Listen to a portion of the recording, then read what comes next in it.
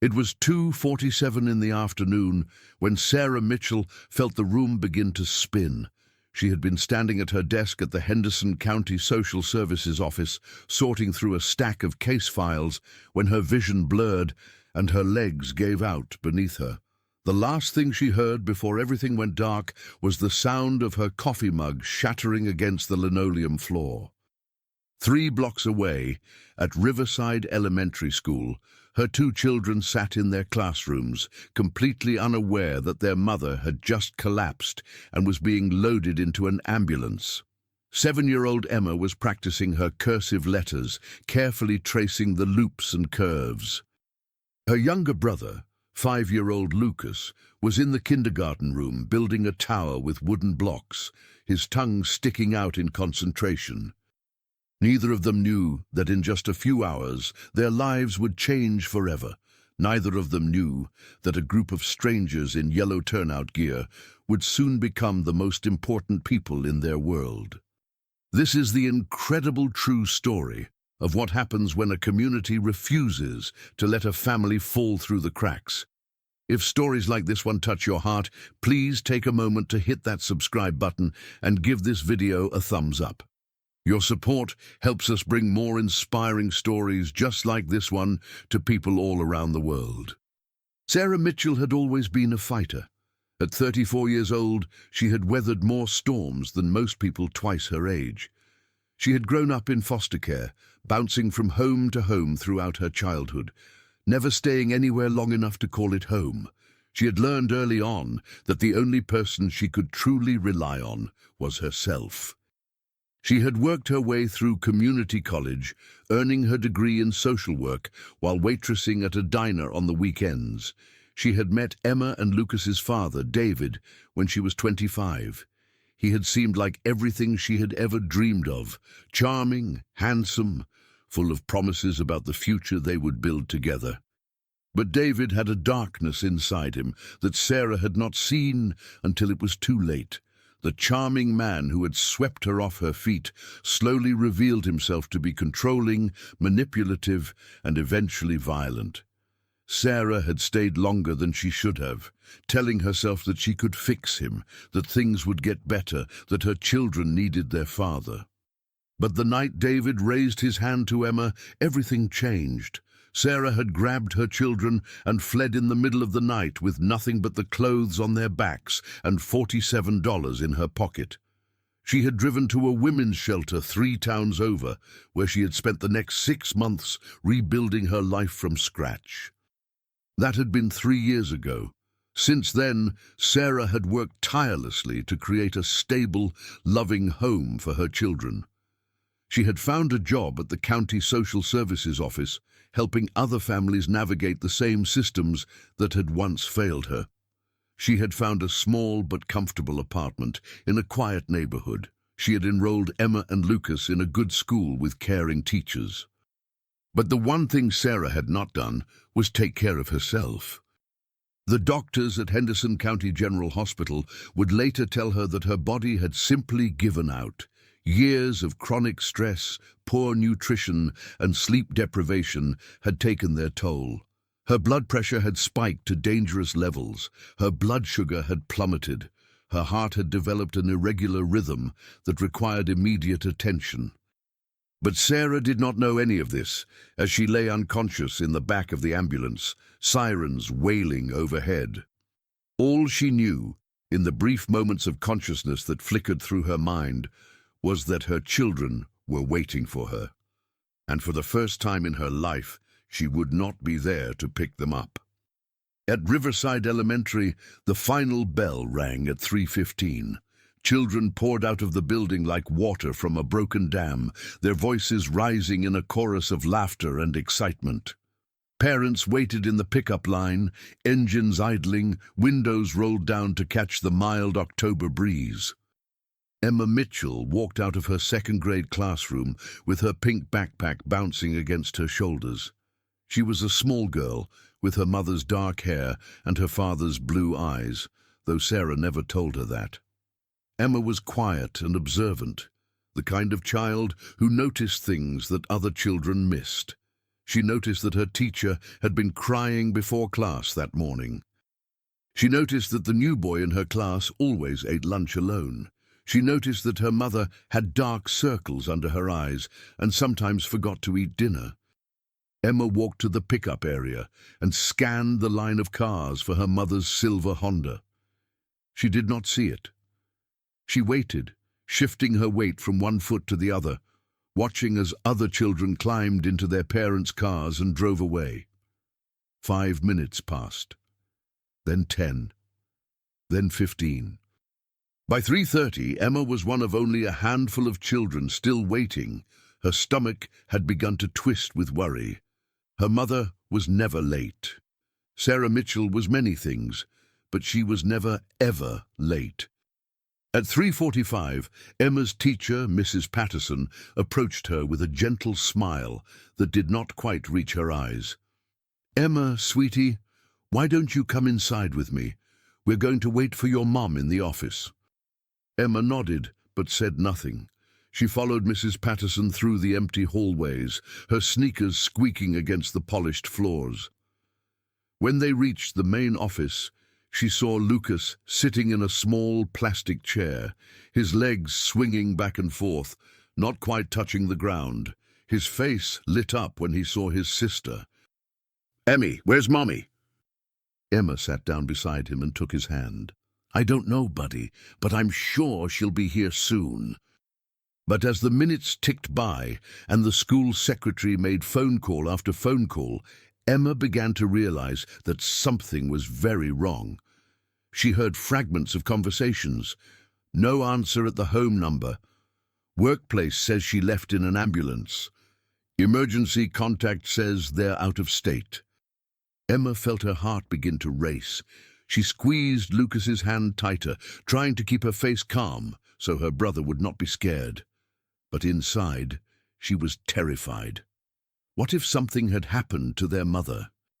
What if they were alone again, the way they had been in those dark days when they had lived in their car, when their mother had cried herself to sleep every night thinking the children could not hear? At 4:15, the school principal, Mr. Hernandez, walked into the office. He was a tall man with kind eyes and silver hair that had begun to thin at the temples. He had been the principal at Riverside Elementary for 22 years, and in that time he had seen almost everything. But the situation with the Mitchell children presented a unique challenge. "I've confirmed that their mother was taken to Henderson County General," he said quietly to the school secretary, Mrs. Chen. "She's in the ICU, unconscious. They don't know when or if she'll wake up." Mrs. Chen's face went pale. "What about family, friends?" Mr. Hernandez shook his head. "The mother has no family. She grew up in foster care. The father is out of the picture. There's a restraining order, and the emergency contacts on file are the children's grandmother, who passed away last year, and an aunt who lives in Oregon and says she can't get here for at least 3 days. So what do we do?" Mr. Hernandez looked through the glass window at the 2 small children sitting in the waiting area. Emma was reading a book to Lucas, her voice soft and steady, though her hands were trembling. Lucas was leaning against his sister's shoulder, his eyes heavy with exhaustion and confusion. "I don't know," Mr. Hernandez admitted, "but we can't just leave them here." He walked into the waiting area and crouched down so he was at eye level with Emma. "Hi, Emma. I'm Mr. Hernandez, the principal. Do you remember me?" Emma nodded. "You gave me a certificate for perfect attendance last year." "That's right. You have an excellent memory." He paused, choosing his words carefully. "Emma, your mom got sick at work today. She's at the hospital right now, and the doctors are taking very good care of her. But she's going to need to stay there for a little while." Emma's lower lip began to tremble. "Is she going to die?" The question hit Mr. Hernandez like a punch to the chest. He took a breath. "The doctors are doing everything they can to help her. Your mom is a fighter, Emma. You know that." "I know," Emma whispered. "She always says we're fighters, all 3 of us." "That's right, And right now we need to figure out where you and Lucas can stay until your mom is better. Do you know anyone? A neighbor? A family friend? Emma thought hard. There was Mrs. Patterson, her teacher, but Emma did not know if she would be allowed to stay with the teacher. There was their neighbor, Mr. Kim, who sometimes brought them vegetables from his garden, but he was very old, and Emma was not sure he could take care of 2 children. There was no one else. I can take care of Lucas, Emma said firmly. I know how to make sandwiches. I know how to give him a bath. I can do it. Mr. Hernandez felt his heart break. This 7-year-old girl, already carrying the weight of the world on her small shoulders, was volunteering to be a parent to her younger brother because she did not believe there was anyone else who could do it. Emma, you're an amazing big sister, but you're still a kid. You shouldn't have to take care of yourself and Lucas all by yourself. That's what grown-ups are for. But there aren't any grown-ups, Emma said, her voice cracking. There's just us. At that moment, Mrs. Chen appeared in the doorway. Mr. Hernandez, there's a phone call for you. It's from the fire station. Mr. Hernandez frowned. The fire station? Yes, Station 14. They say it's about the Mitchell children. Mr. Hernandez excused himself and walked to the phone at the front desk. He picked up the receiver. This is Principal Hernandez. Mr. Hernandez, this is Captain Marcus Thompson from Henderson County Fire Station 14. I understand you have 2 children there whose mother was taken to the hospital this afternoon. That's correct. Sarah Mitchell's children. We're trying to find someone who can take them in while their mother recovers. There was a pause on the other end of the line. Then Captain Thompson spoke again, his voice thick with emotion. Sarah Mitchell was our dispatcher for 3 years before she moved to the Social Services office. She's family to us. When we heard what happened, the whole station wanted to help. We've been making calls, trying to figure out what we could do. Mr. Hernandez felt a flicker of hope. And we want to come pick up those kids, all of us, the whole station. We want them to know that they're not alone, that their mother has people who care about her, and that we're going to take care of them until she's back on her feet. Mr. Hernandez closed his eyes. In 22 years as a principal, he had seen a lot of people make a lot of promises, but something in Captain Thompson's voice told him that this was different. These firefighters were not offering out of obligation or pity. They were offering because Sarah Mitchell had been one of their own, and they were not going to let her children fall through the cracks. Captain Thompson, I can't tell you how much that means, but I have to be honest with you. This isn't a simple situation. There are legal issues. Child Protective Services may need to be involved. We can't just hand these children over to anyone who shows up, no matter how good their intentions. I understand, Captain Thompson said. We've already been in touch with CPS. One of our firefighters, Maria Santos, is a licensed foster parent. She's agreed to take the children into her home for as long as needed. We've got all the paperwork. We've got approval from the caseworker. Everything is above board. Mr. Hernandez felt the tension in his shoulders begin to ease. That's wonderful news, Captain. There's one more thing, Captain Thompson said. We don't want to just send 1 or 2 people to pick up the kids. We want them to see that they have an entire community behind them. Is it okay if we bring the whole crew? Mr. Hernandez looked at Emma and Lucas through the glass window. Emma was still reading to her brother, her voice never wavering, her hands still trembling. These children had spent their whole lives learning that they could not count on anyone but themselves and each other. Maybe it was time for them to learn a different lesson. Captain Thompson, I think that would be just fine. At 4:45, the sound of sirens pierced the quiet afternoon air. Emma looked up from her book, her eyes going wide. Through the window of the school office, she could see them coming. Fire truck after fire truck, their lights flashing red and white, their chrome gleaming in the afternoon sun. Lucas pressed his face against the glass. Emmy, look, fire trucks! Emma watched in disbelief as the trucks pulled into the school parking lot. 1, 2, 3, 4, 5. She lost count. There were so many of them, and they just kept coming. The doors of the trucks swung open, and firefighters began pouring out. Men and women in their dark blue uniforms, their badges glinting on their chests.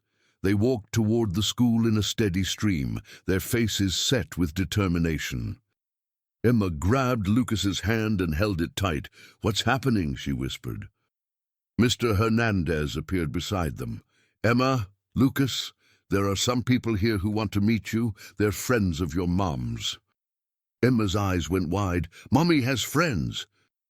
The question was so innocent, so heartbreaking, that Mr. Hernandez had to look away for a moment to compose himself. "Yes, sweetheart. Your mom has a lot of friends, and they're all here for you." The doors of the school burst open, and the firefighters streamed in. They filled the hallway, their boots echoing against the tile floor. At the front of the group was a tall man with broad shoulders and a kind face. He had grey hair cut short and eyes that crinkled at the corners when he smiled. "Emma, Lucas," he crouched down so he was at their level. "My name is Captain Marcus Thompson. I used to work with your mom at the fire station. She talked about you two all the time. She said you were the best kids in the whole world." Lucas beamed. "Mommy said that?" "She sure did. She said Emma was the smartest girl she'd ever known, and Lucas was the bravest boy in the whole state." Emma felt tears prick at the corners of her eyes. "Why are you all here?" Captain Thompson reached out and placed a gentle hand on her shoulder. "Because your mom is family to us, and that means your family too. We're here to take care of you until your mom gets better." "All of you?" Emma asked, looking at the sea of faces behind him. "All of us," Captain Thompson confirmed. "Every single one." A woman stepped forward from the group. She had dark hair pulled back in a ponytail and warm brown eyes that reminded Emma of hot chocolate on a cold day. "Hi, Emma. Hi, Lucas. My name is Maria Santos. I'm a firefighter too, just like Captain Thompson. And I have a really big house with a really big backyard and 2 dogs who love to play fetch. Would you like to come stay with me for a while?" Lucas's face lit up. "You have dogs?" Maria smiled. "I do. Their names are Biscuit and Pancake." "Those are funny names." "They are, aren't they? Biscuit is golden and fluffy, and Pancake is brown and flat. Well, not flat, but kind of long and low to the ground. He's a dachshund." Lucas tugged at Emma's hand. "Emmy, can we go? Can we go see the dogs?" Emma looked at Captain Thompson, then at Maria, then at the dozens of firefighters standing in the hallway behind them. She had spent her whole life learning not to trust strangers. She had spent her whole life believing that the only people she could count on were herself and her mother. But something about these people felt different. Something about the way they looked at her and Lucas with genuine warmth and concern made her feel safe in a way she had not felt in a very long time. "What about Mommy?" Emma asked. "Can we go see her?" Captain Thompson nodded. "We're going to take you to see her right now if you want. The hospital said you can visit for a little while, and then Maria is going to take you home with her, where you'll have a warm bed and a hot meal and 2 silly dogs to keep you company." Emma took a deep breath. She looked at Lucas, whose eyes were shining with excitement and hope. Then she looked back at Captain Thompson. "Okay," she said, "we'll go with you." A cheer went up from the firefighters. Several of them were wiping tears from their eyes. One of them, a young man with freckles and red hair, stepped forward and held out a teddy bear wearing a tiny firefighter's helmet. "This is for you, Lucas," he said. "His name is Chief. He'll keep you safe at night." Lucas took the bear and hugged it to his chest. "Thank you. I'm going to call him Chief Biscuit." The young firefighter laughed. "Chief Biscuit it is." Another firefighter, a woman with silver hair and a gentle smile, handed Emma a small bracelet made of red and white beads. "This is for you, Emma. It's a firefighter's bracelet. It means that no matter where you are, you'll always have us watching out for you." Emma took the bracelet and slipped it onto her wrist. It fit perfectly. "Thank you," she whispered. Captain Thompson stood up and addressed the group. "All right, everyone, let's get these kids to see their mom." The procession that made its way from Riverside Elementary to Henderson County General Hospital was unlike anything the town had ever seen. Fire trucks lined up bumper to bumper, their lights flashing in a synchronized dance. Emma and Lucas rode in the lead truck with Captain Thompson and Maria, their faces pressed against the windows, watching in amazement as people on the sidewalk stopped to stare. "Why are they looking at us?" Lucas asked. "Because they've never seen anything like this before," Maria said. "Because when a community comes together to help a family, it's something special, something worth noticing." Emma watched the faces of the people they passed. Some were smiling, some were crying, some were holding up their phones, taking pictures and videos. All of them were watching the convoy with expressions of wonder and admiration. For the first time in her life, Emma did not feel invisible. For the first time in her life, she felt like she mattered. They arrived at the hospital at 5:30. The convoy parked in the emergency lot, and the firefighters spilled out of their trucks. They lined up on either side of the entrance, creating a corridor of yellow and blue as Emma and Lucas walked between them toward the hospital doors. "You've got this, Emma. We're all rooting for you, Lucas. Your mom is going to be so proud of you." The voices washed over them like a warm wave.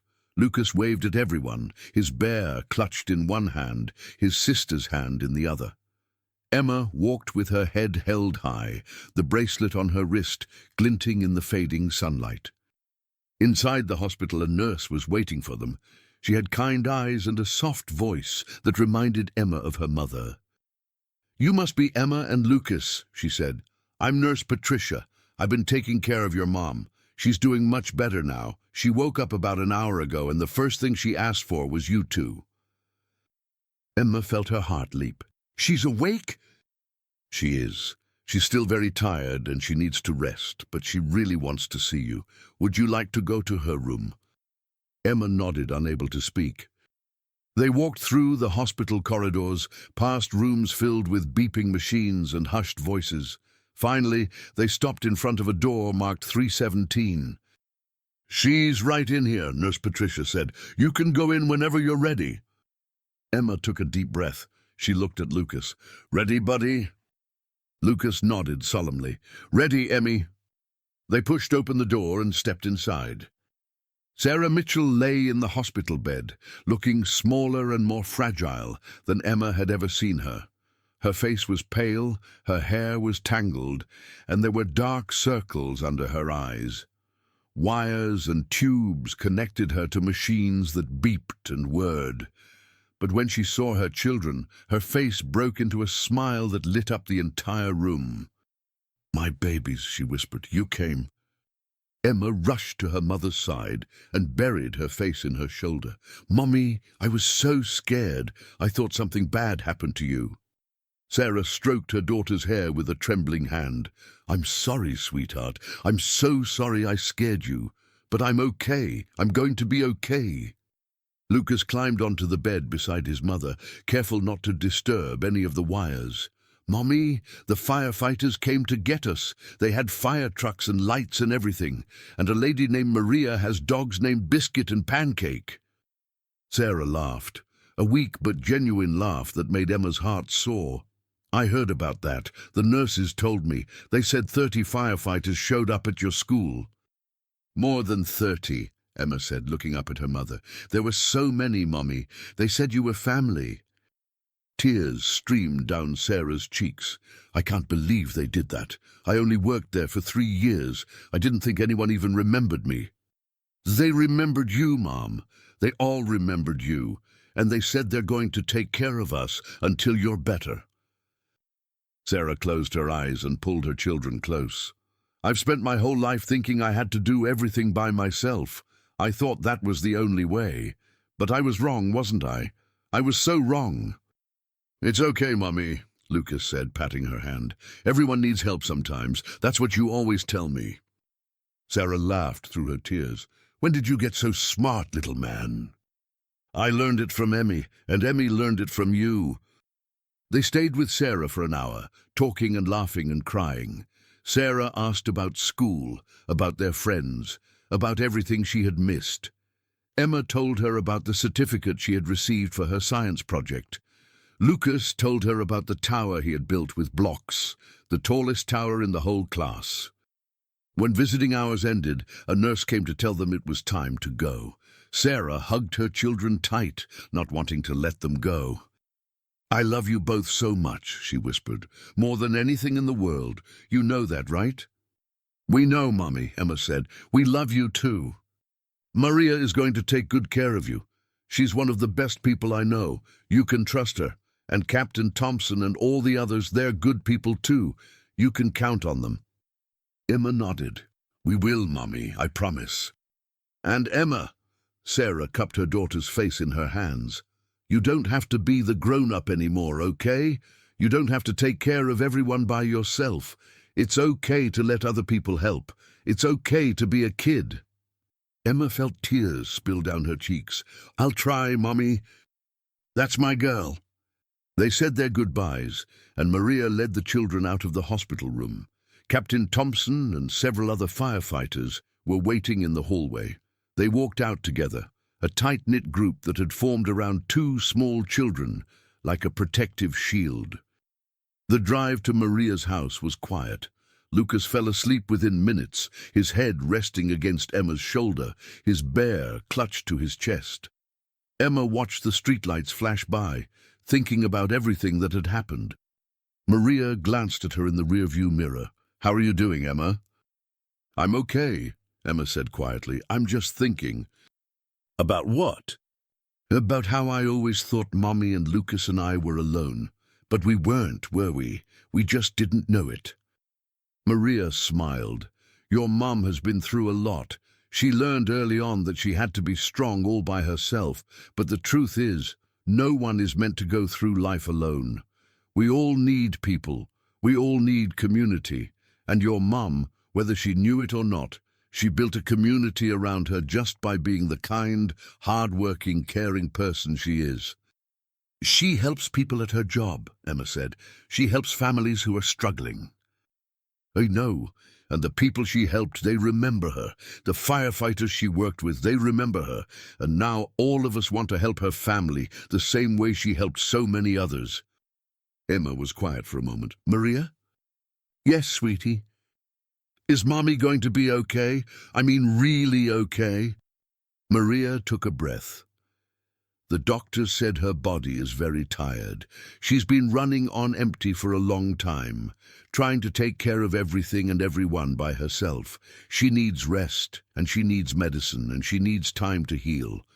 But the doctors are confident that she's going to make a full recovery. She just needs to learn to take care of herself the way she takes care of everyone else."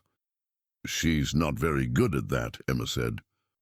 "I know, most moms aren't, but we're going to help her learn, all of us, together." They pulled into the driveway of a modest ranch house with a green lawn and a white fence. True to her word, two dogs came bounding out of the doggy door as soon as they arrived. A golden retriever with a wagging tail and a dachshund with floppy ears and stubby legs. Lucas woke up just in time to see them. "Biscuit and pancake!" he shouted, scrambling out of the truck and running toward the dogs. Emma followed more slowly, watching as her brother was engulfed in a whirlwind of fur and wet noses. A small smile crept across her face. Maria's house was warm and welcoming. The walls were covered with photographs of firefighters at station events, of Maria with her family, of previous foster children she had cared for over the years. The kitchen smelled like chicken and vegetables, a dinner that Maria had asked a fellow firefighter to start preparing while they were at the hospital. "I hope you like chicken stew," Maria said. "It's my grandmother's recipe." "It smells amazing," Emma admitted. Her stomach growled, and she realized she had not eaten anything since lunch. They sat down to dinner, the four of them plus two dogs, begging for scraps under the table. Maria asked about their favorite foods, their favorite subjects in school, their favorite games to play. Lucas talked non-stop about dinosaurs and fire trucks and the video game he had been wanting for his birthday. Emma was quieter, but she slowly began to open up, sharing stories about her best friend at school and the book she was reading for her book report. After dinner, Maria showed them to their rooms. Lucas would be sleeping in a room decorated with race cars, while Emma had a room with soft purple walls and a window overlooking the backyard. "I know it's not home," Maria said, sitting on the edge of Emma's bed, "and I know this whole situation is really scary, but I want you to know that you're safe here. You can talk to me about anything, ask me anything, and no matter what, I'm going to be here for you and Lucas until your mom is ready to take over again." Emma looked down at the bracelet on her wrist. "Why are you doing this? You don't even know us." "I know your mom, and I know that she raised two incredible kids. That tells me everything I need to know about your family." Maria paused. "Besides, I was a foster kid too, just like your mom. I know what it's like to feel alone in the world. I never want another child to feel that way if I can help it." Emma looked up at her. "You were in foster care?" "From the time I was 8 until I aged out at 18. 11 different homes, some good, some not so good. When I became a firefighter, I promised myself that I would do everything I could to help kids who were going through what I went through. That's why I became a foster parent." "Have you had a lot of foster kids?" 14 over the years. Some stayed for a few days, some stayed for a few years. One of them, a boy named Miguel, I adopted when he was 10. He's 23 now, working as a paramedic in Chicago. "Do you still talk to him?" "Every Sunday he calls me Mom." Maria smiled. "Family isn't always about blood, Emma. Sometimes family is the people who choose to show up for you when you need them most." Emma thought about that for a long time after Maria said goodnight and turned off the light. She lay in the unfamiliar bed, in the unfamiliar room, listening to the unfamiliar sounds of a house that was not her own. But somehow, she did not feel as scared as she thought she would. Through the wall, she could hear Lucas singing softly to himself, the way he always did when he was falling asleep. She could hear Biscuit and Pancake settling down in their beds in the hallway. She could hear the distant murmur of a television in the living room, where Maria was probably watching the news. For the first time in as long as she could remember, Emma did not feel like she had to stay awake all night, listening for danger, ready to protect her brother from whatever might come. For the first time, she felt like there was someone else standing guard. She touched the bracelet on her wrist and closed her eyes. The next morning, Emma woke to the smell of pancakes and the sound of Lucas laughing. She made her way to the kitchen, still groggy, and found her brother sitting at the table with Pancake on his lap, feeding the dog bits of his breakfast. "Emmy, Maria made pancakes for Pancake. Get it? Pancakes for Pancake." Maria looked up from the stove and smiled. "Good morning, sleepyhead. I was starting to think you were going to sleep the whole day away. It's almost 9 o'clock. Emma blinked. 9 o'clock? I never sleep that late." "Your body needed it. You've been through a lot." Maria set a plate of pancakes in front of her. "Eat up. We've got a big day ahead." "We do?" "The crew from Station 14 is organizing a meal train for your mom when she gets out of the hospital. They want to make sure she has home-cooked meals every day for the first month, so she doesn't have to worry about cooking while she's recovering. They've asked for your help." "My help?" "They want to know what your mom's favorite foods are, what she likes, what she doesn't like, if there's anything she's allergic to. You know her better than anyone." Emma felt a warmth spread through her chest. Mommy loves lasagna and pot roast, and she really likes that chicken noodle soup from the deli on Main Street when she's sick. Maria nodded, making notes on a pad of paper. "Lasagna, pot roast, chicken noodle soup. What about breakfast, lunch?" "She usually just has coffee for breakfast. She says she doesn't have time to eat, but she likes scrambled eggs when Lucas makes them for her. Well, when Lucas helps me make them for her. Scrambled eggs, got it. Anything else? She loves apple pie. It's her favorite dessert. She always says that one day, when she has more time, she's going to learn how to make it from scratch. But she never has time. Maria looked up from her notes. Well, maybe we can teach her. I make a pretty mean apple pie, if I do say so myself. That afternoon, Emma and Lucas went with Maria to visit their mother at the hospital. Sarah looked better than she had the day before. Some colour had returned to her cheeks, and she was sitting up in bed, sipping from a cup of tea. "There are my babies," she said, her face lighting up when she saw them. "Come here, both of you." They ran to her and climbed onto the bed, careful of the wires and tubes that still connected her to the machines. Sarah wrapped her arms around them and held them close, breathing in the scent of their hair, memorizing the feel of their small bodies against hers. "How are you feeling, Mommy?" Emma asked. "Better. The doctor said I can probably go home in a few days, as long as I promise to take it easy." "Maria's going to help take care of you," Lucas said importantly, "and the firefighters are making you food, lasagna and pot roast and everything." Sarah looked over her children's heads at Maria, who was standing in the doorway. "I heard about the meal train. You didn't have to do that." "We wanted to. Sarah, you've spent your whole life taking care of other people. It's time someone took care of you." Tears welled in Sarah's eyes. "I don't know how to thank you, all of you. I don't know how I'll ever repay this." "You don't have to repay anything. That's not how this works." Maria walked over and sat in the chair beside the bed. "When I was in foster care, there was a woman named Mrs. Delgado who lived next door to one of my homes. She wasn't rich, she wasn't important, but every day after school she would have cookies waiting for me on her porch, and every Saturday she would teach me how to cook. She never asked for anything in return. She just did it because she was kind." Maria paused, her eyes distant with memory. "When I asked her why she was so nice to me, she said, because someone was kind to me once, when I needed it most, and one day you'll be kind to someone else. That's how it works. Kindness passes from person to person, like a flame passing from candle to candle. It never runs out." Sarah wiped her eyes. "That's beautiful." "She passed away 10 years ago, but I've never forgotten what she taught me, and I've spent the rest of my life trying to pass that flame to others." Maria looked at Emma and Lucas. "Now it's your turn to receive it, and one day when you're older, you'll pass it on to someone else." Emma thought about that as they drove back to Maria's house. She thought about all the people who had shown up for them over the past 2 days, the firefighters who had come to their school, the nurses who had taken care of their mother, the teachers who had stayed late to wait with them, the strangers on the street who had waved and smiled as the convoy passed by.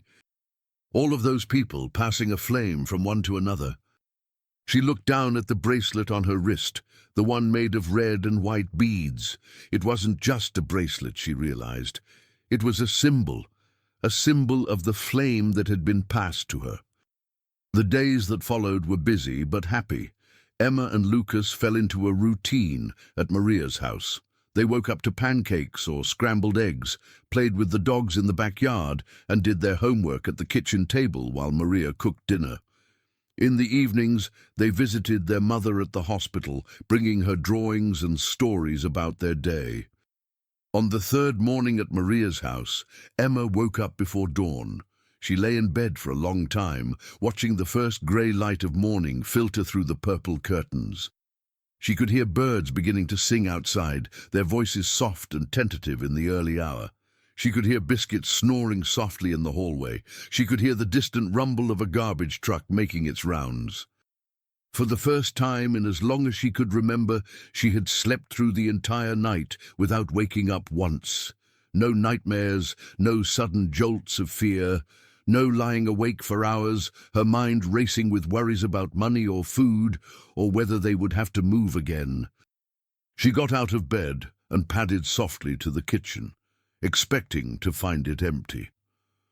Instead, she found Maria sitting at the table, a cup of coffee in her hands, gazing out the window at the sunrise. "Good morning, early bird," Maria said with a smile. "Couldn't sleep?" "Actually, I slept really well. That's the weird part." "That's not weird at all. That's what happens when you feel safe." Maria gestured to the chair across from her. "Come sit with me. Watch the sunrise. It's the best part of the day." Emma sat down and looked out the window.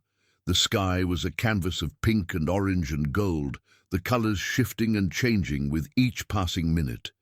It was beautiful in a way that Emma had never really noticed before. She had been too busy surviving to pay attention to things like sunrises. "When I was a foster kid," Maria said quietly, "I used to dread the mornings, because every morning meant another day of not knowing what was going to happen, another day of feeling like I didn't belong anywhere." Emma nodded. She understood exactly what Maria meant. "But then I started getting up early before anyone else was awake. I would sit somewhere quiet and watch the sun come up, and I realized something important." "What?" "Every sunrise is a new beginning. Every single day we get a chance to start fresh. No matter what happened yesterday, today is a brand new opportunity." Maria took a sip of her coffee. "That thought got me through a lot of hard days." Emma thought about that. "Do you still get up early to watch the sunrise?" "Every single day, rain or shine, it's my favorite time to think, to pray, to just be grateful for another day." They sat in comfortable silence for a while, watching the sky brighten and the colors fade into the clear blue of a new day. Eventually, Emma spoke again. "Maria, can I ask you something?" "Of course." "How do you do it? Take care of other people's kids, I mean. Isn't it hard? Don't you get attached to them and then sad when they leave?" Maria smiled, but there was a hint of sadness in her eyes. "Yes, every single time. I fall in love with every child who comes through my door, and my heart breaks a little every time they leave." "Then why do you keep doing it?" "Because the love I give them stays with them forever, even after they're gone. Because for however long they're with me, they know what it feels like to be cared for. And because sometimes, just sometimes, I get to see what they become." Maria reached across the table and took Emma's hand. "I got a letter last month from a girl I fostered 12 years ago. Her name was Destiny. She stayed with me for only 3 months before she was reunited with her grandmother. But in those 3 months I taught her how to cook, how to do her laundry, how to manage a budget, basic life skills that no one had ever taught her before." "What did the letter say?" "It said she had just graduated from college with a degree in social work. She's now helping other foster kids, just like your mom does. And she wanted to thank me for those 3 months. She said they changed her life." Emma felt tears prick at her eyes. "That's amazing." "That's why I keep doing it. Because even when it hurts, even when it's hard, it's worth it every single time." The conversation was interrupted by the sound of small feet running down the hallway. Lucas burst into the kitchen, his hair sticking up in every direction, Chief Biscuit clutched in his arms. "Good morning. Is it pancake time? Can we have pancakes? Please, please, please." Maria laughed and stood up. "It is absolutely pancake time. Emma, do you want to help me?" Emma nodded and joined Maria at the stove. As they mixed the batter and poured the pancakes onto the griddle, Emma realized something important. She felt happy, not just safe, not just relieved, but genuinely happy. It was a strange feeling, unfamiliar and almost uncomfortable in its intensity, but it was also wonderful. That afternoon, a visitor arrived at Maria's house. His name was James, and he was one of the younger firefighters from Station 14. He was tall and thin, with dark skin and a warm smile that lit up his entire face. "I come bearing gifts," he announced, holding up 2 shopping bags. "The crew took up a collection and bought some stuff for you guys. Clothes, school supplies, books, toys, whatever you need." Emma stared at the bags in disbelief. For us, but why? Because that's what family does, and you're family now, whether you like it or not. He set the bags on the living room floor, and Lucas immediately dove in, pulling out toys and clothes with squeals of delight. Emma approached more cautiously, reaching in and pulling out a stack of books. They were all chapter books, the kind she had been wanting to read but could never afford, Percy Jackson and Harry Potter and the Chronicles of Narnia. Her eyes went wide as she flipped through them, hardly daring to believe they were real. I asked Mrs. Patterson what you like to read, James explained. She said you'd been eyeing these for a while. Mrs. Patterson told you that? She did. She also told me that you're the best reader in your class, that you help the other kids when they're struggling, that you always volunteer to read aloud because you know some of the others are too embarrassed to try. Emma felt her cheeks grow hot. It's no big deal. I just like to help. It's a very big deal. It means you have a kind heart, and that's the most important thing a person can have. James stayed for dinner that night, and he told stories about his life that made Emma see him in a whole new light. He had grown up in poverty, raised by a grandmother who worked 3 jobs to keep food on the table. He had gotten into trouble as a teenager, running with the wrong crowd, making bad choices. He had been on a path that could have led anywhere, none of it good. But then, a firefighter had visited his school for a career day presentation. The firefighter had talked about courage and service and being part of something bigger than yourself. And something had clicked inside James's mind. He decided right then and there that I wanted to be a firefighter, James said. I wanted to save lives, to make a difference, to be someone my grandmother could be proud of. And now you are, Lucas said, his eyes shining with admiration. I try to be. Every single day I try to be. James looked at Emma and Lucas. And that's what I see in you two. I see kids who have been through hard times, but haven't let those hard times define them. I see kids who help others, who care about people, who are going to do amazing things in this world. You don't even know us, Emma said quietly. I know enough. I know that you held your brother's hand when you were scared instead of falling apart. I know that you offered to take care of him yourself because you didn't think anyone else would. I know that despite everything you've been through, you're still kind and thoughtful and brave. He leaned forward, his expression serious. Don't ever let anyone tell you that you're not good enough, Emma. Don't ever let anyone make you feel like you don't matter. Because you do. You matter more than you know. Emma didn't know what to say. No one had ever spoken to her like that before. No one had ever looked at her and seen potential instead of problems. Thank you, she whispered. You're welcome. Now, who wants dessert? I brought Maria's favorite apple pie from the bakery on Main Street. The firefighters from Station 14 became regular visitors. They came in 2s and 3s, sometimes more, bringing gifts and food and laughter. They taught Lucas how to slide down the fire pole during a visit to the station. They showed Emma how to use a fire hose, letting her spray water at a target across the training yard. They told stories about their adventures, about the lives they had saved and the close calls they had survived. But more than that, they listened. They listened when Emma talked about her worries, about her fears that something bad would happen again. They listened when Lucas had nightmares about the day his mother collapsed. They held space for the children's pain and fear, never dismissing it, never telling them to be brave or to cheer up. It's okay to be scared, Captain Thompson told Emma one evening when he found her sitting alone on the front porch, staring at the stars. Being scared doesn't make you weak. It just means you have something precious that you're afraid of losing. I'm scared all the time, Emma admitted. I'm scared that Mommy will get sick again. I'm scared that Lucas will get hurt. I'm scared that something bad will happen and there won't be anyone to help us. I understand. You've been through a lot, Emma, more than any kid should have to go through.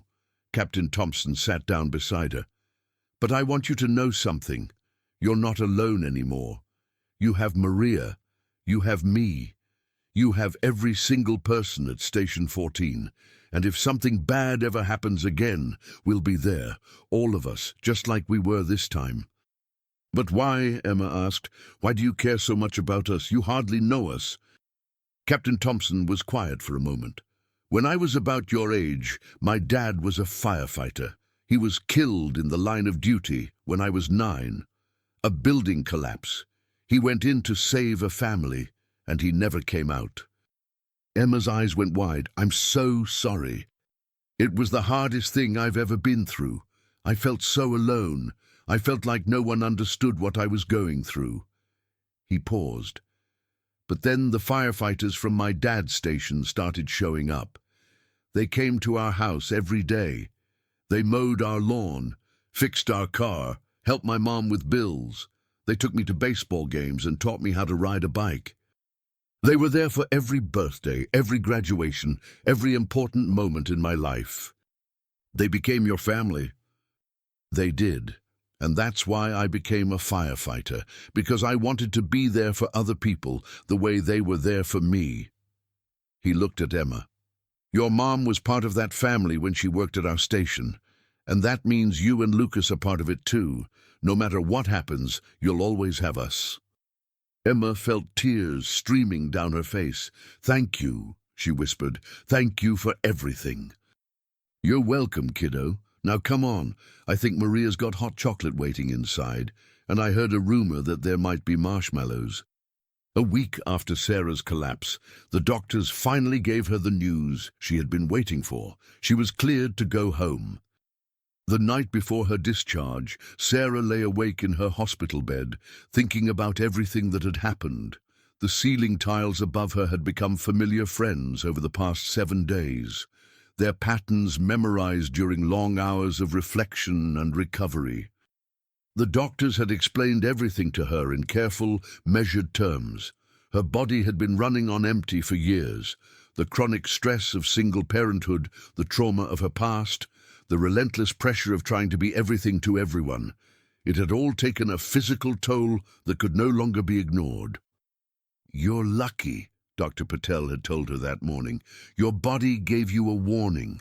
Some people don't get that chance. Some people just don't wake up.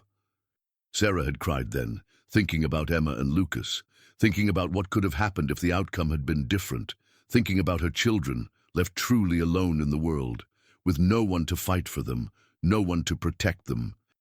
But then she thought about the firefighters, about Maria, about the entire community that had risen up to catch her family when they fell. And she realized something that changed everything. She had never been as alone as she thought she was. A nurse knocked softly on her door. It was Patricia, the kind nurse who had been caring for her all week, who had held her hand when she cried, who had showed her pictures of Emma and Lucas visiting when she was too weak to remember the visits clearly. Can't sleep, Patricia asked. Too much on my mind. Patricia pulled up a chair and sat beside the bed. Want to talk about it? I don't even know where to start. Start anywhere. Sometimes that's the best way. Sarah took a deep breath. All my life I've been afraid of being abandoned, afraid of not being good enough, afraid of my kids having to struggle the way I struggled. And that fear made me try to control everything, made me think I had to do it all myself, because if I relied on anyone else, they would let me down. That's a heavy burden to carry. It is. And I didn't even realize how heavy it was until my body just gave up, until it said, enough, I can't carry this anymore. Patricia nodded. Our bodies have a way of telling us the truth when our minds refuse to listen. I think about my kids, Sarah continued, and I think about the message I've been sending them all these years. I've been teaching them that they can't count on anyone, that they have to do everything themselves, that asking for help is weakness. And now I realize how wrong I was. I look at what happened this week, at all these people who showed up for my family, and I see that there was strength all around me that I never let myself use. I was so busy being strong that I forgot to let anyone else be strong for me." Patricia reached out and squeezed her hand. "It's not too late to learn a different way." "I hope not. For my kids' sake, if not for my own." "Not just for your kids, for you too. You deserve to be cared for, Sarah. You deserve to lean on others sometimes. That's not weakness. That's being human." They sat in comfortable silence for a while, the beeping of the monitors, the only sound in the quiet room. Finally, Patricia stood up. "Get some sleep if you can. You've got a big day tomorrow. Your kids are going to be so happy to have you home." Sarah nodded, but after Patricia left, she didn't close her eyes right away. She lay there, staring at the ceiling, making a promise to herself. Tomorrow would be the first day of a new chapter. She would still work hard. She would still fight for her children, but she would also let others in. She would accept help when it was offered. She would teach Emma and Lucas that strength wasn't about doing everything alone, but about having the courage to build a community of people who lifted each other up. It would be hard. Changing habits built over a lifetime was never easy, but for her children, she would try. For herself, she would try. And maybe, just maybe, she would finally learn what it meant to truly belong. The discharge process was simple, but what awaited her outside the hospital was anything but ordinary. When Sarah was wheeled through the automatic doors, she found herself facing a wall of yellow turnout gear and bright smiles. The firefighters had come again. They lined the sidewalk, forming a corridor just like they had at the school. They held signs that said, "Welcome home, Sarah," and "Mom of the Year," and "We've got your back." At the end of the corridor stood Emma and Lucas, holding a huge banner they had painted themselves, with the words, "We love you, Mommy," in big, colorful letters. Sarah burst into tears. "What is this?" she managed to say through her sobs. "What is all this?" Captain Thompson stepped forward. "This is your family, Sarah, all of us, and we're here to take you home." The convoy that took Sarah back to her apartment was smaller than the one that had picked up the kids, but no less meaningful. Sarah rode in the front seat of Captain Thompson's truck, with Emma and Lucas in the back. They drove through the streets of Henderson County, past the fire station, past the social services office, past Riverside Elementary. Everywhere they went, people waved and cheered. Some of them were strangers, some of them were people Sarah knew. All of them were there to welcome her home. When they finally pulled up to Sarah's apartment building, she could hardly believe her eyes. The parking lot was filled with cars, and people were streaming in and out of the building carrying boxes and bags. "What's going on?" Sarah asked. Captain Thompson grinned. "A few of the crew might have done some home improvement while you were in the hospital." They walked into the apartment, and Sarah stopped in her tracks. The place had been transformed. The walls had been freshly painted in warm, cheerful colors.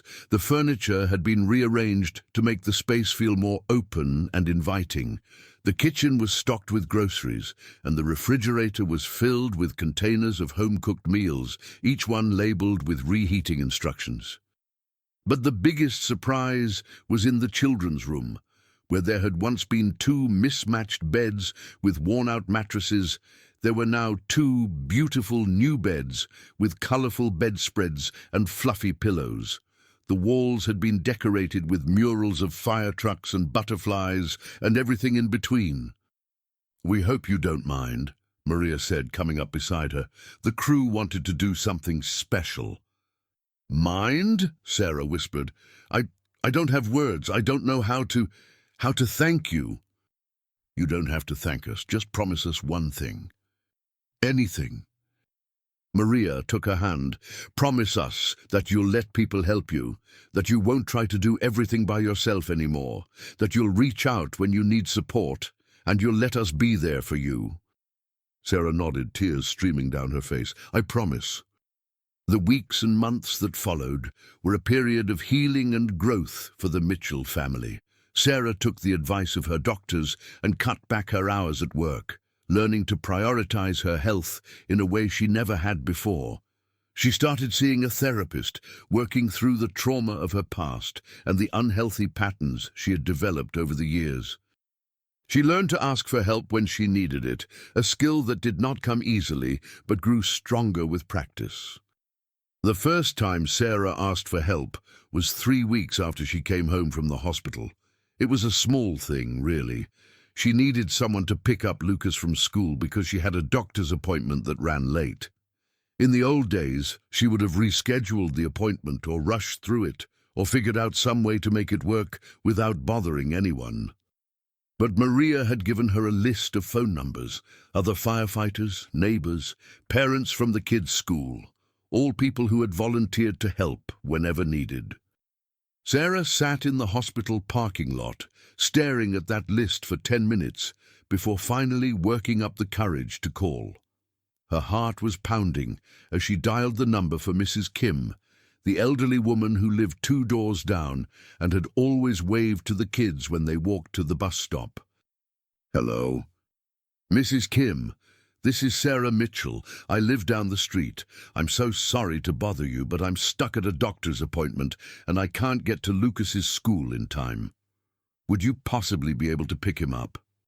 There was a moment of silence, and Sarah braced herself for an excuse, a rejection, proof that asking for help had been a mistake. "Oh, Sarah, of course.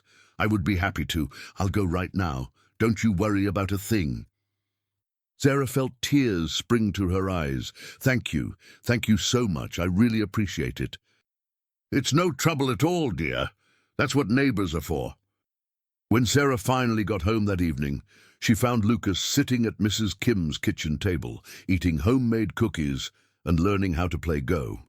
Mrs. Kim's wrinkled face was bright with happiness. "He's such a bright boy," Mrs. Kim said, beaming. "He almost beat me in his first game. Almost." Lucas looked up at his mother with cookie crumbs on his chin. "Mommy, Mrs. Kim taught me a new game, and she told me stories about when she was a little girl in Korea. Did you know she used to climb mountains?" Sarah looked at her son, at the joy on his face, at the way he had blossomed under the attention of this kind neighbor, and she realized something important. By asking for help, she had not just solved a practical problem, she had opened a door to new relationships, new connections, new sources of love and support for her children, a door she had kept closed for far too long.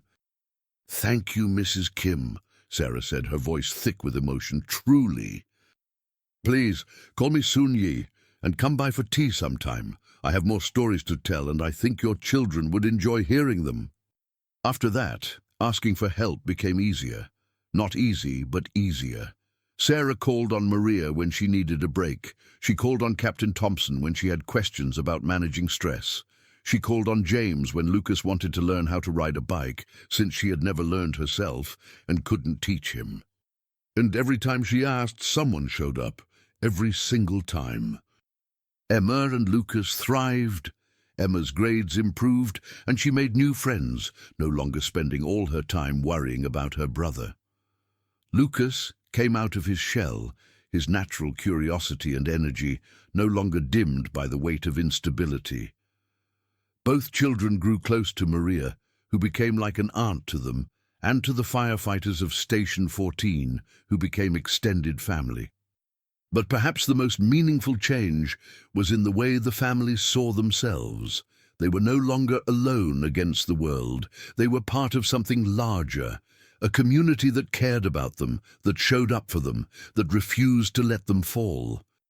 1 year after Sarah's collapse, the Mitchells were invited to the annual Firefighters Gala, a fundraising event that supported programs for families in need.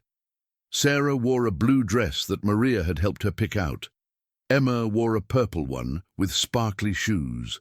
Lucas wore a tiny suit with a bow tie that kept coming undone.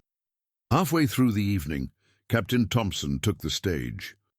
"I want to tell you a story," he said, his voice echoing through the ballroom. 1 year ago, a woman named Sarah Mitchell collapsed at her workplace. She was a single mother, alone in the world, with 2 young children waiting for her at school. She had no family to call, no friends to turn to, or so she thought. He paused, looking out at the crowd. What Sarah didn't know was that she had built a family without even realizing it. During the 3 years she worked as a dispatcher at Station 14, she had touched the lives of every single person on our crew. She remembered our birthdays. She asked about our families. She brought us cookies on slow days and stayed late to help with paperwork. She was there for us in small ways, every single day. He smiled. And when Sarah needed us, we were there for her. 30 of us showed up at her children's school to let them know they weren't alone. And over the past year, our entire station has continued to show up for the Mitchell family in ways big and small. Captain Thompson gestured toward the back of the room. Sarah, Emma, Lucas, would you please come up here? The Mitchells made their way to the stage, Emma holding Lucas's hand, Sarah walking behind them with tears already forming in her eyes. Sarah Mitchell, Captain Thompson said, you spent your whole life helping others. You work at the social services office, helping families in crisis. You raised 2 incredible children under the most difficult circumstances. And you did it all while believing that you had to do it alone. He reached into his pocket and pulled out a small velvet box. Tonight, on behalf of Station 14 and the Henderson County Fire Department, I'm honored to present you with this. He opened the box. Inside was a golden firefighter's badge engraved with Sarah's name. This is an honorary badge, Captain Thompson explained. It means that you are officially part of our family, now and forever. Wherever you go, whatever you do, you will always have a home with us. Sarah took the badge with trembling hands. She looked at it for a long moment, running her fingers over the engraved letters of her name. Then she looked up at Captain Thompson, at the firefighters standing behind him, at the room full of people who had come together to support families like hers. When I was a little girl, she said, her voice thick with emotion, I used to dream about having a family, a real family, like the ones I saw on TV and in books. People who loved each other and took care of each other and showed up for each other no matter what. She paused, wiping her eyes. I thought I would never have that. I thought I was destined to be alone forever, but I was wrong. I have a family I never expected, a family I never imagined, but a family nonetheless. She looked down at Emma and Lucas, who were beaming up at her with pride. And the most important thing I've learned this past year is that family isn't just about blood. It's about the people who choose to show up. It's about the people who say, you matter to me, and then prove it with their actions. It's about the people who see you at your lowest and lift you up instead of walking away. She held up the badge. This badge represents all of that. It represents every meal that was delivered to my door, every ride to the doctor's office, every hour of babysitting, every word of encouragement, every act of kindness, big and small.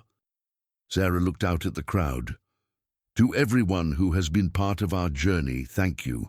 Thank you for showing my children that the world can be a kind place. Thank you for showing me that it's okay to need help. And thank you for teaching all 3 of us that we are never, ever alone. The room erupted in applause. Emma and Lucas hugged their mother tight, and the firefighters of Station 14 gathered around them, forming a protective circle, a family bound not by blood, but by choice. After the gala, as the Mitchells were getting ready to leave, Emma tugged on Maria's sleeve. Maria. Yes, sweetie. Remember what you told me about the flame, about kindness passing from person to person? Maria smiled. I remember. I've been thinking about that a lot, and I decided something. What's that? When I grow up, I want to be a firefighter, like you, like Captain Thompson. I want to help people. I want to pass the flame. Maria crouched down so she was at Emma's level. Emma, you don't have to wait until you grow up to pass the flame. You can start right now. How? By being kind, by helping your classmates when they're struggling, by standing up for kids who are being picked on, by sharing what you have with people who have less. The flame isn't about having a badge or a uniform. It's about having a heart that cares. Emma thought about that. So I can be a firefighter right now, even though I'm just a kid. Sweetie, you've been a firefighter this whole time. You've been protecting your brother, taking care of your mom, being brave when things were scary. That's what firefighters do. They protect the people they love. Emma smiled, a genuine, radiant smile that lit up her whole face. Then I'm going to be the best firefighter ever. Just you wait and see. Maria hugged her tight. I have no doubt about that, Emma Mitchell. No doubt at all. As the years passed, Emma kept her promise. She excelled in school, graduating at the top of her class. She volunteered at the local fire station, learning everything she could about the job she had dreamed of since she was 7 years old. She became a mentor to younger kids in the community, especially those from difficult backgrounds, sharing her story and offering support. Lucas grew up to be just as remarkable. He developed a passion for medicine, inspired by the doctors who had saved his mother's life. He spent his summers volunteering at the hospital, bringing smiles to patients' faces with his boundless energy and optimism. During his junior year of high school, Lucas had an experience that cemented his desire to become a doctor. He was volunteering in the pediatric ward, doing his usual rounds of reading stories and playing games with the young patients, when a new patient arrived. Her name was Lily. She was 6 years old, with curly red hair and freckles across her nose. She had been in a car accident with her family, and she was the only survivor. Lucas remembered what it had felt like to be scared and alone, waiting in that school office for someone to tell him what was happening to his mother. He saw that same fear in Lily's eyes, that same overwhelming sense that the world had become a dangerous and unpredictable place. He asked the nurses if he could spend extra time with her. They agreed, touched by his compassion. And so Lucas became Lily's constant companion during her long recovery. He read her stories. He helped her with her physical therapy exercises. He was there when she cried, which was often, and he was there when she laughed, which became more frequent as the weeks went by. When Lily was finally discharged 3 months after her accident, she was going to live with her aunt and uncle in another state. On her last day in the hospital, she asked Lucas a question. "Are you going to forget about me?" Lucas knelt down so he was at her eye level, just the way Captain Thompson had done with him all those years ago. "Lily, I could never forget about you. You're one of the bravest people I've ever met." "I don't feel brave. I feel scared all the time." "That's what brave is. Brave isn't about not being scared. Brave is about being scared and doing hard things anyway, and you've done so many hard things these past few months." Lily thought about that. Will I ever stop being scared? I don't know. Maybe not completely, but I think the scared feeling gets smaller over time, and I think you'll find people who help you feel safer, people who show up for you, the way the nurses and doctors here have shown up for you. The way you showed up for me. Lucas felt tears prick at his eyes. Yeah, the way I showed up for you. Lily reached into her pocket and pulled out a small piece of paper, folded into a tiny square. "I made this for you, so you won't forget." Lucas unfolded it carefully. It was a drawing, done in crayon, of 2 stick figures holding hands. One was labeled Lucas, and the other was labeled Lily. Above them was a big yellow sun, and the words, "Best friends forever." "I love it," Lucas said, his voice thick. "I'm going to keep it forever." "Promise?" "Promise." Lucas still had that drawing. It was framed on the wall of his dorm room at medical school, a daily reminder of why he had chosen this path. A daily reminder that medicine was not just about saving lives, but about being present for people during the most vulnerable moments of their existence. Sarah continued her work at social services, but with a renewed sense of purpose. She created a program that connected struggling families with community resources, modeled after the support she had received from Station 14. The program grew to serve hundreds of families each year, becoming a model that other communities across the state began to replicate. And the firefighters of Station 14 remained a constant presence in their lives. They came to every birthday party, every graduation, every milestone. They were there when Emma earned her firefighting certification at the age of 22, when Lucas was accepted to medical school, when Sarah received an award for her work with families in crisis. They were family, not by blood but by choice, and that in the end was what mattered most. On the 10-year anniversary of Sarah's collapse, the three Mitchells returned to Riverside Elementary. The school had changed over the years.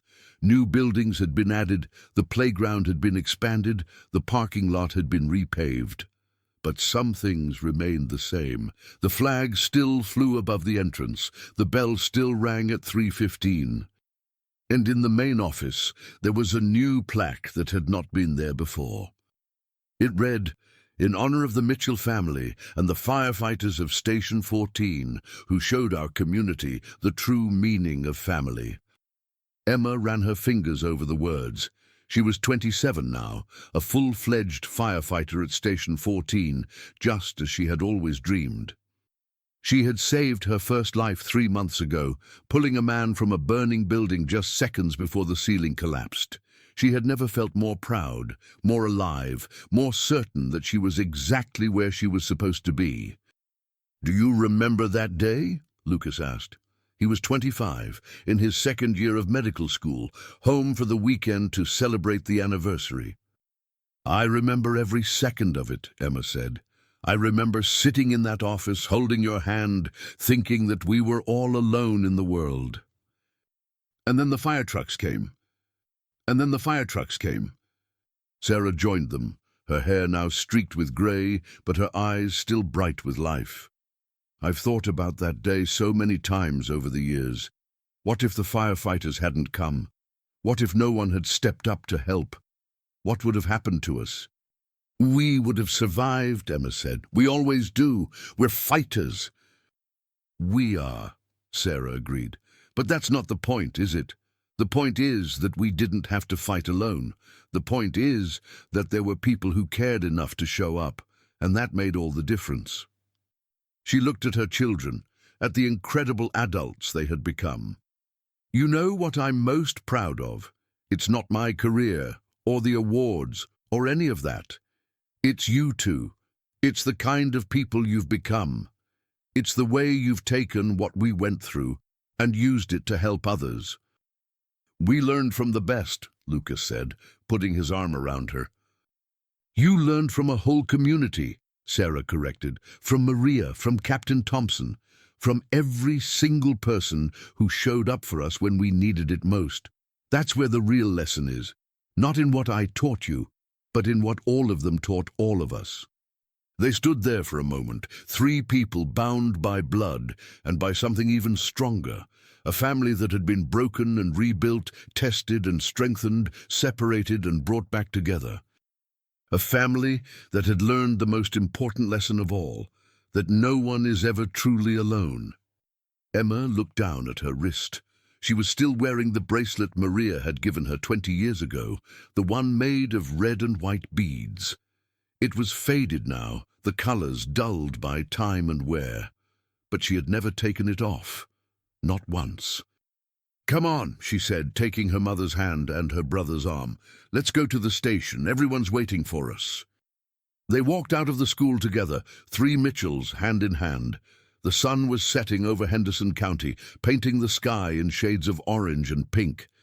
Somewhere in the distance, a fire truck siren wailed, a sound that had once filled them with fear, but now filled them with pride.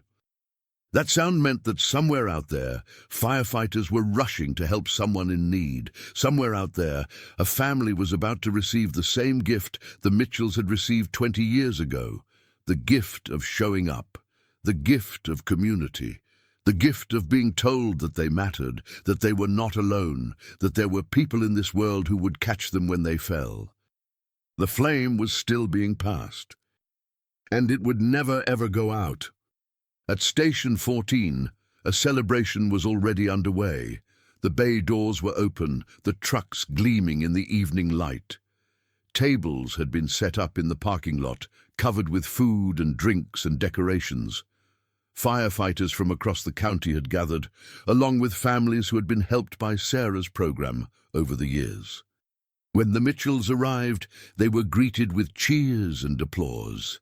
Captain Thompson, now retired but still very much a part of the Station 14 family, made his way through the crowd to meet them. "There they are," he said, his voice thick with emotion. "The Mitchells, the family that changed everything." Emma hugged him tight. "We didn't change anything, Captain. You did. All of you." "We just showed up," he said. "You did the rest." Maria appeared beside them, her hair now completely silver, her smile as warm as ever. She had retired from firefighting 5 years ago, but still lived in the same house, still had dogs named after breakfast foods, still opened her home to foster children in need. "Look at you," she said, cupping Emma's face in her hands. "I remember when you were this tiny little thing, sitting in my kitchen, eating pancakes for the first time. Now look at you. A firefighter, a hero." "I had good teachers," Emma said. "You had a good heart. That's what made the difference. That's what always makes the difference." As the evening wore on, stories were shared and memories were relived. People laughed and cried and laughed some more. There were toasts to the past and hopes for the future, celebrations of how far they had come, and dreams of how far they would go. At one point, Emma found herself standing apart from the crowd, looking up at the stars. It was a clear night, the kind of night where the sky seemed infinite, where anything felt possible. She thought about the little girl she had been just 10 years ago, the scared 7-year-old sitting in a school office, holding her brother's hand, convinced that they were all alone in the world. That little girl seemed like a different person now. Someone from another lifetime. But Emma knew that the scared little girl was still inside her. She would always be there.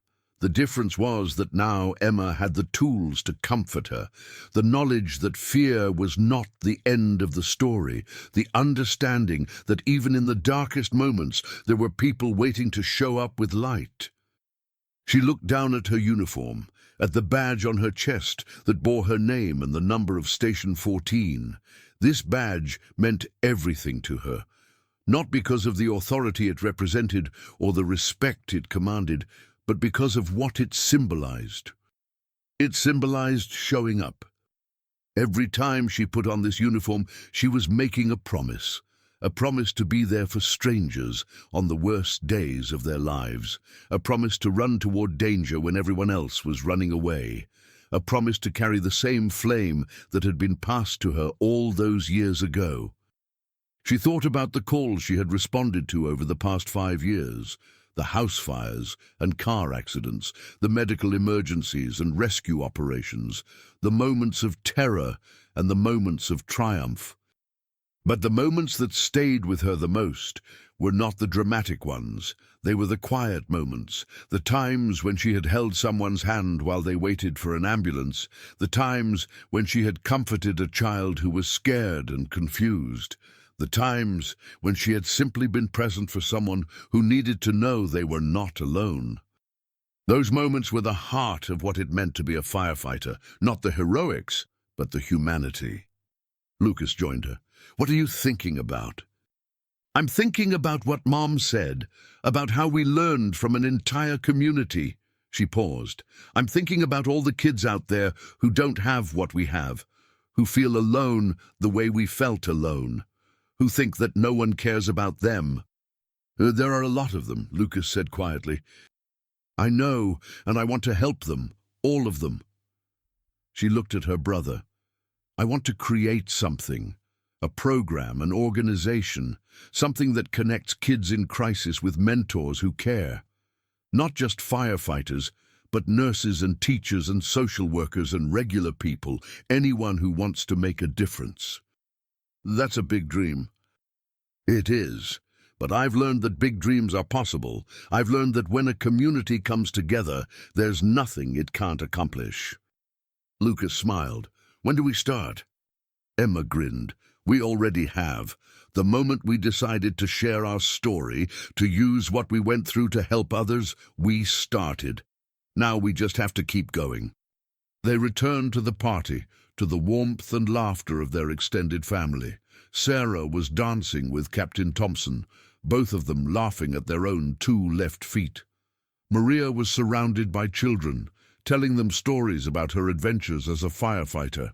The sun had set completely now, and the parking lot was lit by strings of lights that made everything feel magical. Emma looked around at all of it, at all of them, and felt her heart swell with gratitude.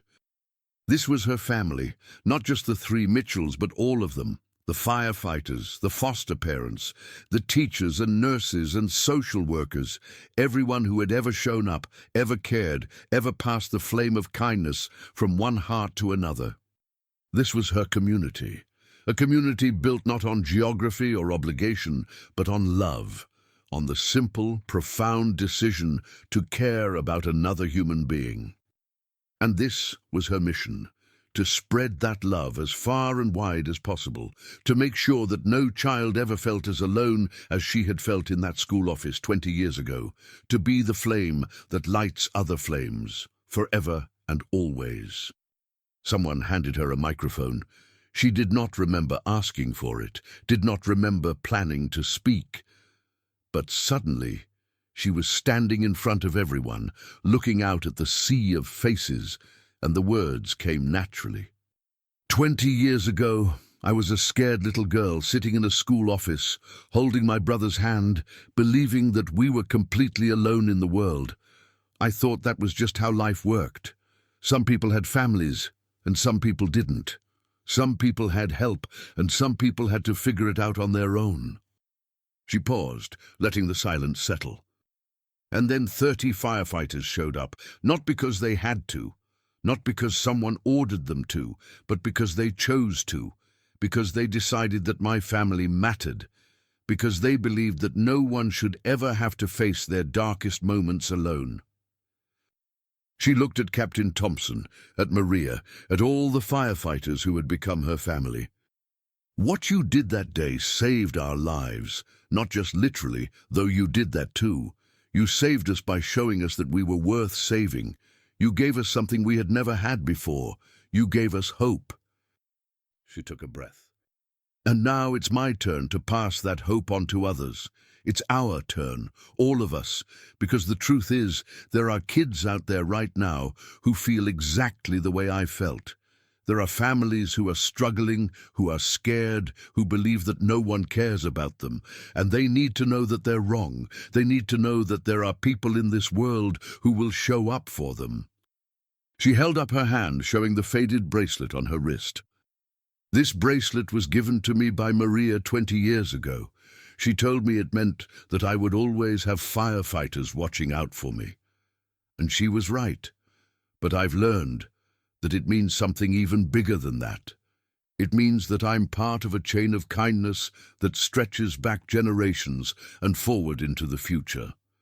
It means that the love and support I received was not meant just for me. It was meant to be passed on. She looked out at the crowd, at the people who had shaped her life, at the community that had become her home. So here's my promise. I promise to spend the rest of my life passing that flame. I promise to show up for others the way you showed up for me. I promise to be there for the scared little girls and boys who think they're all alone, and to show them that they're not, that they never were, that they never will be. She smiled, tears streaming down her face.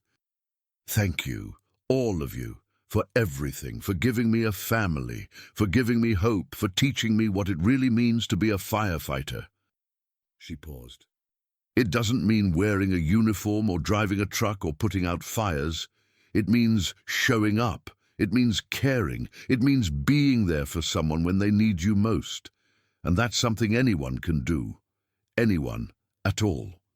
The crowd erupted in applause.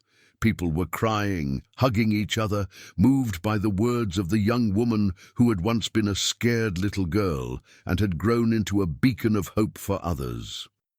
Emma stepped down from the makeshift stage and was immediately engulfed by her family. Sarah held her tight, whispering how proud she was. Lucas lifted her off her feet in a bear hug. Captain Thompson clapped her on the shoulder, his eyes glistening with tears.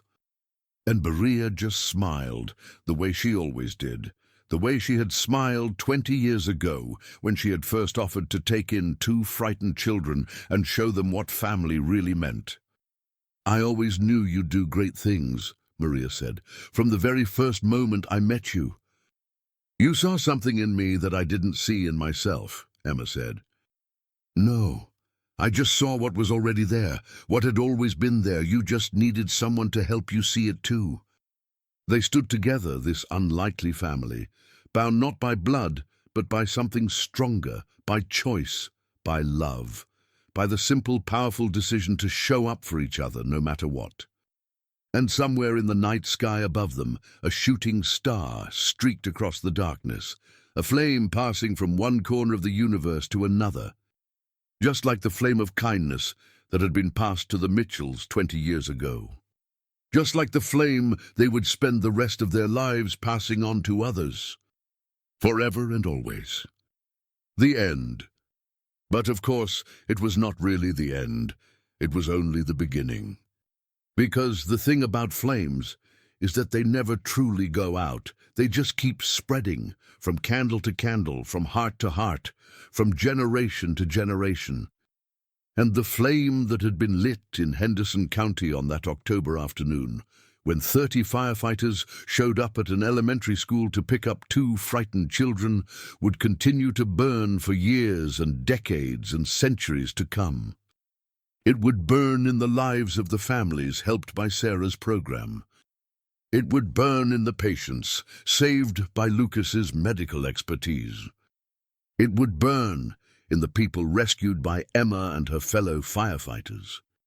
It would burn in all the children who learned, through the Mitchell's story, that they were never alone, that there would always be someone ready to show up for them, that kindness was the most powerful force in the universe. And one day, in the distant future, when Emma Mitchell was old and grey and surrounded by grandchildren, she would tell them this story. She would tell them about the day her mother collapsed and no one could pick them up from school. She would tell them about the fire trucks that came, about the firefighters who became family, about the flame that was passed to her and that she had spent her whole life passing on to others. And her grandchildren would listen with wide eyes and open hearts, and they would understand, and they would grow up to pass the flame themselves. Because that is how kindness works. It never ends. It just keeps growing, forever and always. And somewhere, in a small elementary school in Henderson County, a plaque still hangs in the main office. It still bears the same words it bore all those years ago. In honor of the Mitchell family and the firefighters of Station 14, who showed our community the true meaning of family. And every day children walk past that plaque. Some of them read it, some of them don't, but all of them are shaped by the legacy it represents. The legacy of showing up. The legacy of caring. The legacy of choosing to be family.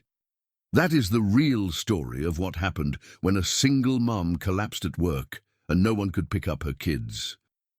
30 firefighters arrived at school, and the whole world changed. Not just for the Mitchells, but for everyone who heard their story and decided to pass the flame, including you. Now it is your turn. Who will you show up for today? Whose life will you change by simply choosing to care? What flame will you pass to the next generation? The choice is yours. And the possibilities are endless. Because the truth is, we are all connected. Every act of kindness, no matter how small, ripples outward in ways we cannot imagine. Every moment of compassion plants a seed that may bloom years or decades later. Every choice to show up for someone else creates a chain reaction of love that spans generations. The firefighters who showed up for Emma and Lucas did not know that Emma would grow up to save lives.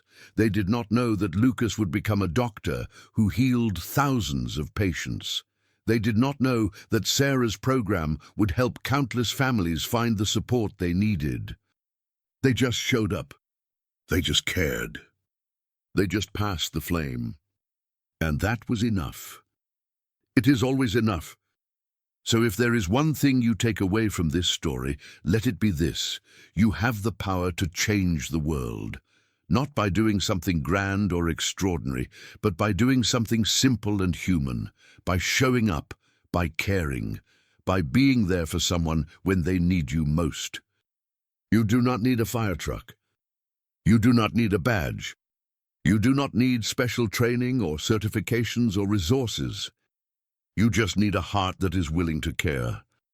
And that is something we all have. Every single one of us. So go out there and pass the flame. Show up for someone who needs you. Care about someone who feels alone. Be the firefighter that arrives when no one else can. And watch as the whole world changes. One act of kindness at a time. One heart at a time. One flame at a time. Forever and always. This is the true story of Sarah, Emma, and Lucas Mitchell. This is the true story of the firefighters of Station 14. This is the true story of what happens when a community refuses to let a family fall. But most importantly, this is your story too, because you are part of this chain of kindness. You are a carrier of this flame, and what you do with it matters. It matters more than you could ever know. So thank you for listening. Thank you for caring. Thank you for being part of this community of hearts that stretches across the world and across time. And thank you for being ready to pass the flame. The world needs more people like you. More people who show up. More people who care. More people who refuse to let others fall. More people who understand that family is not about blood. It is about choice. And that is the most beautiful choice of all. So go ahead. Make that choice. Show up for someone. Pass the flame. And change the world. One act of kindness at a time. Forever and always.